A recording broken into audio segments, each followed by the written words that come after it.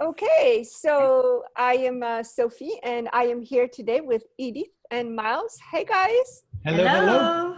So I wanted to talk to you because I met you a few years back in Costa Rica, and I had the privilege to be at your wedding in Costa Rica. Oh, yeah. Yeah. And it was a kind of spur of the moment type of wedding, wasn't it? Yeah, Oh, very yeah. much so. Yeah. We didn't. It was Yeah. a surprise to us as well. Yeah. Right? I know. I Yeah. remember. It was an awesome conversation. So today, as you know, Gary and Dain are coming to Los Angeles. They're doing a class, sex and relationship class. Mhm. And I know you guys were at the last class they did in Houston. Am I right? You were Yes, there? In almost. 2013, Yeah. we were there. Okay. I think they had And- one since, but we were there. There's 2013. Yeah. Awesome. But I was on video. And, Okay, you were live streaming. So Yeah. I was there on person though. nice. So did you guys meet at the class or did you know each other before? Oh yeah, we knew each other before. The class was more about resolving for myself some things that I was stuck in, that I wasn't aware that I was stuck in actually. Okay, awesome. And so can you give me, like, in a nutshell, what you got out of the class, like being, because Gary and Dain are so different, Mhm. especially when it comes to relationships. They see relationships very differently than the rest of the world. Yeah. And it's very refreshing, I have to say. Mhm. So what did you get when you were in class with them? Like, what was the energy for you? And you don't have to go into details if you don't want to, but maybe one or two things that you got out of the class. Yeah, I'll go first. Well, the class for me was about a struggle with myself because I had this idea about relationships and love, and I'm a romantic, and I was living my life from the emotion, and I was living my life based on what I thought relationship should be, or love should be, or all the definitions that I had for myself that I wasn't aware that they were not necessarily working for me. I just thought that was just, I'm an emotional guy. I'm a romantic guy. And why isn't this working?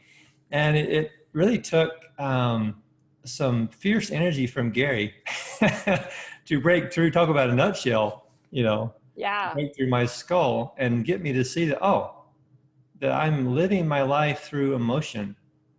And I finally got it. That was like, and that's the takeaway that I have still today, that I can still be a romantic, but I don't have to be, it doesn't have to lead my life and control me like it was before. It's like I was filtering everything, not everything, but a lot of things in my life based on the lens of I'm a romantic, I'm emotional, whatever. This whole love thing was like, I had all these definitions of what that was. And it was the class with Gary and Dain. It was like the first 2 days was really tough for me because I was struggling.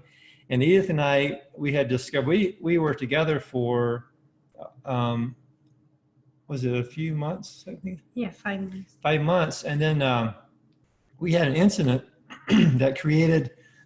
Oh, no, before. So 3 months. Okay, a few months anyway. Yeah. And there was something that we created, not intentionally, but we created this diversion from our relationship that we both had to look at and like, okay, what's going on here? And then we said, okay, we need to like look at this. And so Edith, she was living in Canada at the time, and I was living in Florida. And our plan was for her to move to Florida, and we were going to continue our life there. Well, that didn't happen the way we had planned it, as grace may have it, or whatever.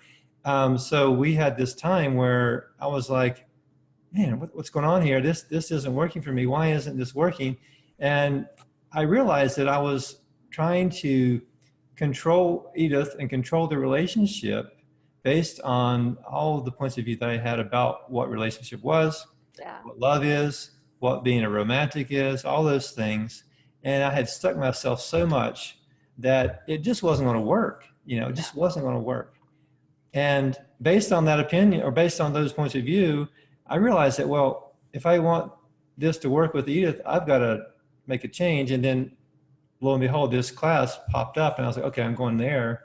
And that was what was like the 180-degree turn for me. It was like after that class, everything shifted for me. And it's like, it was so much easier. Like my life, not just in relationship with Edith, but my life in general became better because I was realizing that I was filtering a lot of my life through the lens of being a romantic and being loved and being emotional. I was like, oh, that's all crap. That's all crap, you know? And seeing that there was a choice, you know, Gary told me, he's like, well, I know this is a bigger than a nutshell, but I'm going to go into it anyway. Gary said, I said, well, Gary, how do I stop this? How do I stop being this like emotionally driven person? He goes, we just stop it. Just don't do it. I'm like, I can do that? You know? And so that was the beginning of it. It's like, oh, wow. And so at that point, things just got so much better in my own life. Yeah. And then based on that, like everything else gets better as well. You mean he gave you choice? Yeah, there's something called choice. And I was like, you mean I have a choice? I can either be a stuck-up asshole and controlling, or I can choose something else and have a really great relationship. Oh, okay. I think I'll choose this other thing. That's awesome. So. That's awesome. Yeah, and for me, what I enjoy, I was video live streaming, and I was not as emotionally, I can say, driven or stuck into something. So I could see, and the contribution that Gary and Dain were to him from different energy. That was so cool to look at. Right. Gary was more at the moment was this energy like very direct with him and Dain was that kind of kindness and softness, like to try to go into his universe, because I could see Miles was like his universe was like so I was wacky. Oh yeah. So and Dain with his, you know, as we know, Dain with this kindness finesse and softness just allow him to lower his barrier and to get the and I got it from both Gary and Dain. It wasn't like Gary gave me the thing and it was like the combination of both of them in the class was just, it was very funny. And I probably would have had more fun if I wasn't so stuck in my own crap. Right. But the class itself was, and it's I would say it's an amazing class. It was the most transformational class I think I've taken in Access. Yeah. I've taken a lot of them. And that was the one for me that I can say, wow, I can see that that's like a landmark for me, a pivotal point in my life where I took this class and my life just shifted from there and realized, oh, I have a choice. You know, if I want to be this way, that's fine. I have a choice. And I got that, you know, I got that. That's awesome. What about you, Edith? What did you get for you? What I got for me was a lot of clarity, you know, because I could see all the possibilities for us to be together. And one day I just received this awareness, I need time and space. I need time and space. And for me, it was like, what? I went into conclusion of it. What? Is it the end of the relationship? But it was so clear that when I said that to Miles, my universe just expanded. I said, okay, this is what is required here. And during the class, Dain was explaining things about me, that I required space and I required some freedom. And if I don't have that, I'm not there. I'm not there anymore. So it was a lot of clarity for me to say, hey, I'm not wrong by desiring this first. And second, how come if I could see all of that, I could perceive all the possibilities in the future and receive this. So it was for me like, and then I realized, well, I learned that consciousness is so always moving and changing. It doesn't mean that it's this way that, and then I realized, yeah, something had to change for this relationship to work. And yeah, for me, that was a piece in my universe about, okay, I made the choice that would create more for me and for Miles and for our relationship as well. Yeah. So something had to change here. And, you know, I'm the kind of person who don't like to disturb or, you know, stir the pot, but here. Luckily she did. So she got the big soup spoon out and started really churning in deep. Yeah, and that's the thing. It's about choosing what works for us. Yeah. And it's about that, learning this, to choose what works for us. And yeah. that's what I wanted to ask Miles more about, because you said you were a big romantic and you got that you had another choice, Right. but it did not require you to give up on you. Right. Right. Yeah, I can still be the romantic, but it doesn't have to, I don't have to like lead my life with that. It can be like an aspect of me, or like I can choose to be that, and it's fun to be romantic. But it's like I have such a different perspective of what that means to me now, what that really is for me now, that it's not about like, okay, well, I got to be this stern person and like forget it, and stoic and whatever, no emotions. It's not so much like getting caught up in the emotions. It's just like having that, you know, it's there if I want to use it, or if it's there if I want to play in that. Yeah. But it's not. It doesn't control me like it did before. Nice. You know, in Access, we are having that big conversation around feelings. And I know that relationships, feelings, it's all very, you know, easy to intricate and mix all of that.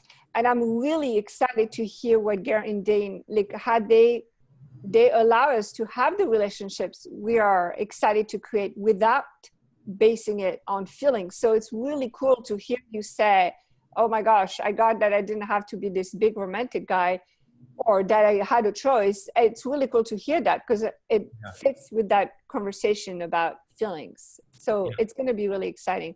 Now, the next part of the interview, you absolutely don't have to answer it, but I'm going to ask the question anyway. I can cut it out if you don't want to answer it. But can I ask, how did your sex life change? I think just from a perspective of everything about my life shifted. So that was like, it was more ease for me. It was like more comfortable, more approachable. So like for me, it was like, it came from a different perspective of not trying to be the romantic or whatever, but also like, okay, what works for us? You know, and instead of like trying to have it fit in a certain way or have it be like everyone else, it's just like what works for us. Nice. So that's something that that shifted for us, or for me. Yeah, and for me, before I met Miles, I had asked the universe, "Hey, is there something else other than that? You know, that kind?" Because, yeah, I had many experiences, I will say, with sexually. You had many experiences? Oh my God. Yeah. This is getting a little out of hand here. I'm going to try to control you now. And I was like, is there anything else? Is it just that? Is it just that? And what I realized with Mal is something different. There's something different that is like developing. We're developing something very, and I like that. It's not about sex from this reality. It's more about sex from allowing our body, including our body, acknowledging our body and being present to our body, being present to ourselves and to the other person. And it's another reality, I could say. And that's like a work in progress as well. It's like learning to, for me, it's like being present with myself. It's not even about the relationship.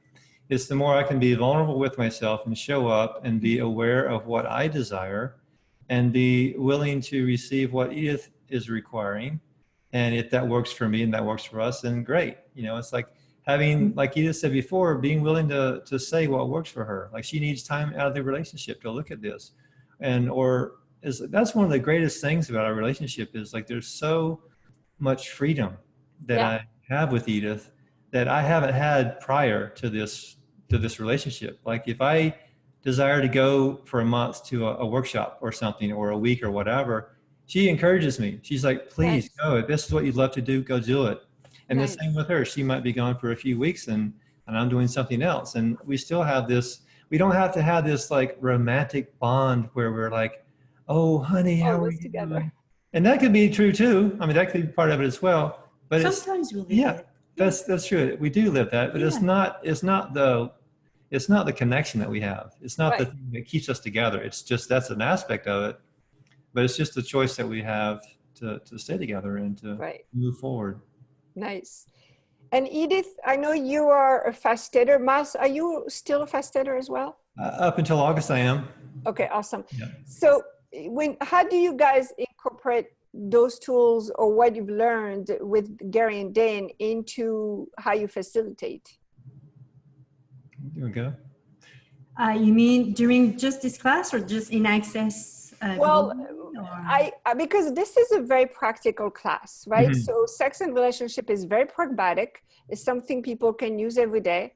Yeah. And to me, we have great, amazing classes in Access. And this is more like the kind of stuff that we now have those stories, those examples that Gary and Dain give us that as a facilitator, we can use. So I was just curious, as a facilitator, how do you incorporate that, maybe like those practical, pragmatic tools? This is so much easier to facilitate people Yeah. from that space, you know, from the space of pragmatism. It's like, for me, it's so easy to perceive when someone functions from feeling, emotion, conclusion, expectation, and all that. So yeah, it's so much easier. Awesome.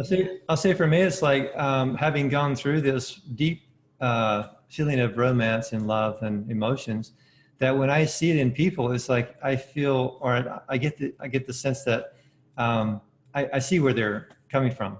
You know, Yeah. I get a sense of like the idea of what they think is true for them and how they're trying to make something work. And it's just, I could see the struggle, but yet there's this sort of like glossy thing over their eyes where they're like dreaming about having this idea thing, but it may not really be what they desire. And just having that, gone through that myself and with Edith, it's like I feel, okay, I could maybe ask some questions for this person and help them see something different. That's awesome. I love that. I love that. Anything else that you guys would like to share or talk about? Yeah, well, I want to thank Gary and Dain to offer this class, because I know for Gary, it's not always the easiest class to give, because he's so aware of the space from which people function from the space that people function from. And yeah, I want to thank them to take the time to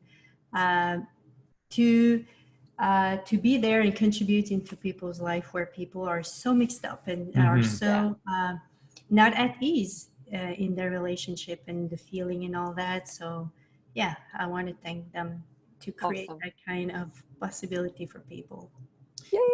I still hear things coming through my head about what Gary and Dain said during that class. Like even today, I'll be thinking about something. I'll hear Gary's voice or Dain's voice or something. So it was a class for me that was really amazing. Nice. That's awesome. Thank you guys so much for taking time out of your day for doing this. And you're welcome. I really appreciate you. Mwah. Thank you so much. Thank you. Much gratitude for